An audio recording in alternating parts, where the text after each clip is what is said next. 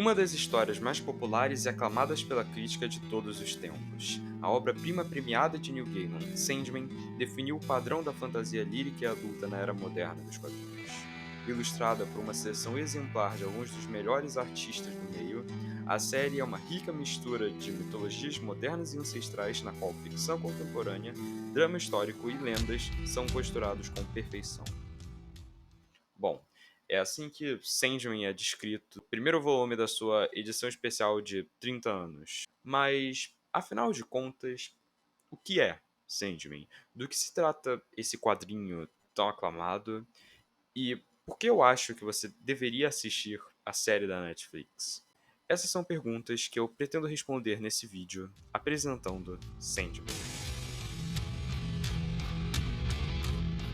Bom, eu acho que a melhor forma da gente começar a falar de Sandman é justamente falando sobre o seu criador, o Neil Gaiman. O Neil Gaiman, ele era jornalista, ele já até escreveu uma biografia do Duran Duran. Só que conforme o tempo foi passando, ele foi migrando para os quadrinhos, ele foi tendo seu interesse atraído para os quadrinhos. E durante a invasão britânica dos quadrinhos, ele acabou entrando junto com outros nomes como Grant Morrison e Alan Moore. E nessa entrada dele no mundo dos quadrinhos, ele fez o quadrinho Violent Crimes, eu acho que esse era o nome. E conforme o tempo foi passando, ele foi adquirindo um pouco mais de reconhecimento até a Orquídea Negra. Quando ele lançou o quadrinho Orquídea Negra, as pessoas ficaram impressionadas com a escrita dele, e a DC deu a ele a liberdade de fazer uma nova obra com alguns dos personagens dele. Então ele decidiu escolher o personagem Sandman. Mas, para você entender um pouco melhor isso, eu acho melhor a gente falar sobre os diferentes Sandmans que existem. Nos quadrinhos já existiram 3 Sandmans, contando com o do Neil Gaiman. Nós tivemos o Wesley Dodds, o primeiro, que era membro da Sociedade da Justiça da América, um grupo de super-heróis antigo da DC. Nós tivemos o do Jack Kirby, que foi responsável pela apresentação do Reino dos Sonhos. E nós tivemos o do Neil Gaiman. O do Neil Gaiman pega alguns conceitos interessantes dos anteriores, mas é uma pegada nova. O outro personagem é um estilo diferente e as próprias origens são diferentes. Ele é um ser. Ele não é um super-herói, ele é um ser além do bem e do mal, de certa forma. Ele é uma entidade. Ele é o próprio sonho. Bom, eu mencionei os Perpétuos, mas afinal, quem são os Perpétuos? Os Perpétuos são os irmãos do sonho. São eles morte, destino, desejo, destruição, desespero, destino e, por fim, o próprio sonho. Uma curiosidade é que todos os nomes em inglês começam com a letra D, já que morte é death e sonho é dream. Ou seja, eles são seres que, como seu nome diz, são perpétuos. Eles vão existir até o último ser vivo existir. Comentando também sobre outros personagens que existem na HQ, também existem personagens de mitologias, como por exemplo da própria Bíblia. Nós temos Lúcifer, temos Caim e Abel, e existem vários personagens de várias mitologias unificados em Sandman, justamente por Sandman tratar de muitas histórias e acabar adentrando em mitologias, histórias dentro de histórias e várias outras metalinguagens. Mas um detalhe interessante sobre os personagens está no visual deles. Como são personagens muito distantes, o Neil Gaiman acabou optando por trazer referências visuais de coisas que estavam muito interligadas com as pessoas na época. Eu comentei que ele era jornalista e que ele fez uma biografia do Duran Duran.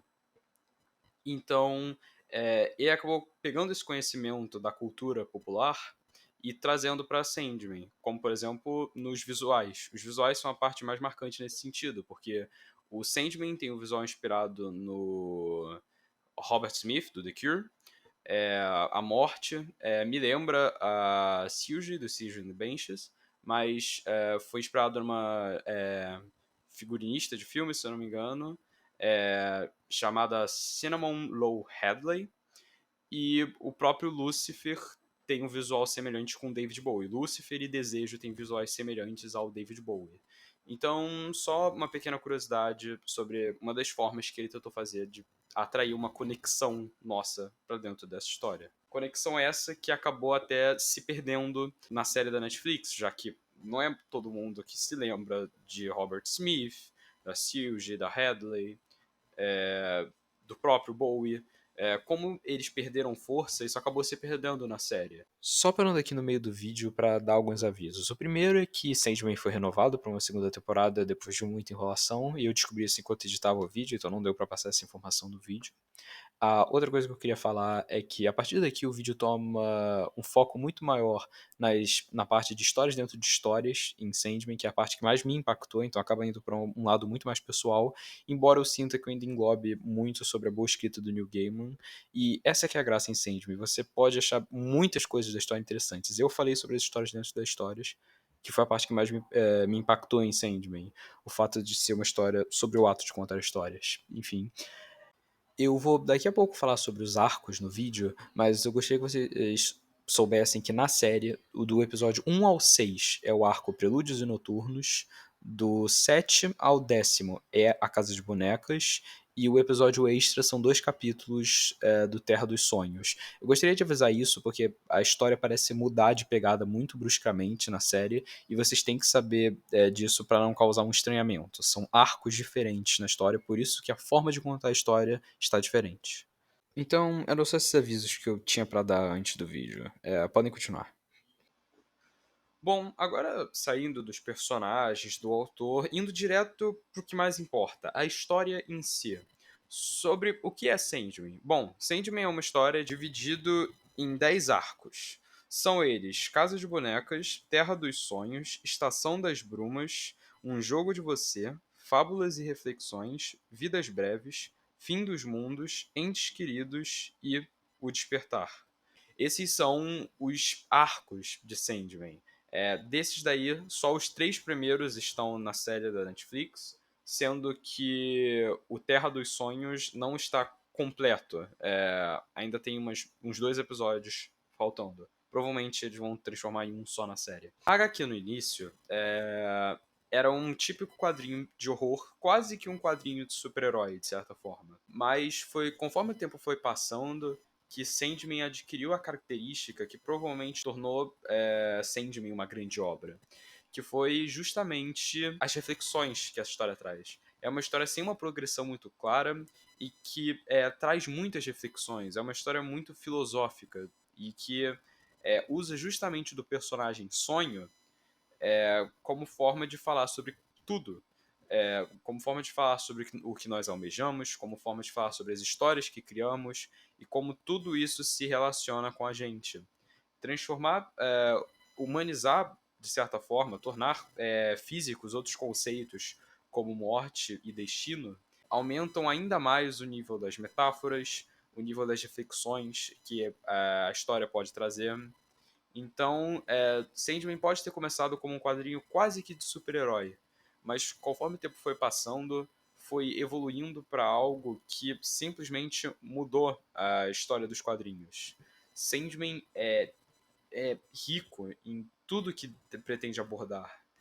Por exemplo, serial killers. Um monte de gente gosta de serial killers, teve até a série do Jeffrey Dahmer, que ficou muito popular, mas Sandman também tem um momento que é uma história sobre serial killers, que tá até na própria série, inclusive. É no capítulo Colecionadores. Lá a gente vê uma forma de desenvolver os serial killers, uma forma de debater eles, uma forma de mostrar eles muito mais interessante que a maior parte das coisas já feitas sobre serial killers. Ou seja, as habilidades de escrita do Neil Gaiman realmente evoluem a obra para um nível sensacional. Nós temos diálogos extremamente memoráveis, eu gostaria muito de poder fazer diversas citações. Nós temos momentos icônicos, nós temos um número gigantesco de mitologias unidas em uma única história. E no final, Sandman acaba se mostrando sobre isso. Ao falar muito sobre mitologias, ao ter muitos personagens de mitologias, ao criar uma mitologia própria, acaba se tornando uma história sobre o ato de contar histórias. Acaba se tornando uma história sobre sonhos, sobre as coisas que almejamos, e acaba falando sobre nós mesmos quando nos sentimos espelhados naquela obra. Quando nós vemos as histórias. porque as histórias fazem parte extremamente importante da nossa criação, como civilização mesmo. As histórias nos formam. Nós temos histórias para um grupo seleto de pessoas, nós temos histórias que quebram as barreiras e que atingem milhares de pessoas. E essa, na minha visão, a grande importância de Sandman, o porquê é tão bom e o porquê é tão aclamado. É porque é uma história sobre histórias.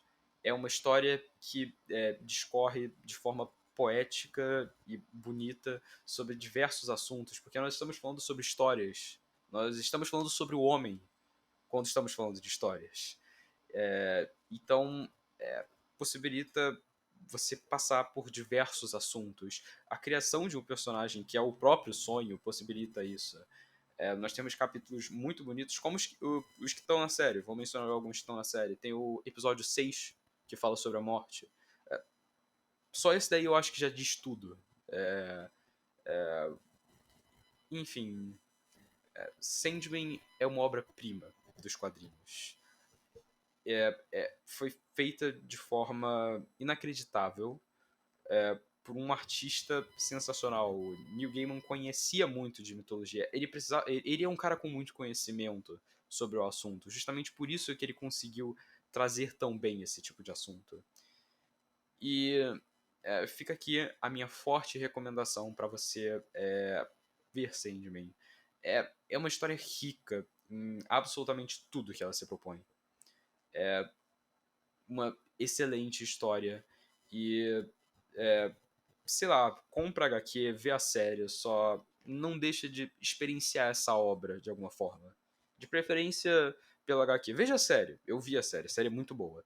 Mas a HQ é inigualável. A HQ mudou tudo. Os próprios formatos de quadros, a progressão de quadros, foi tudo diferente. Sandman mudou os quadrinhos e por isso é tão aclamado.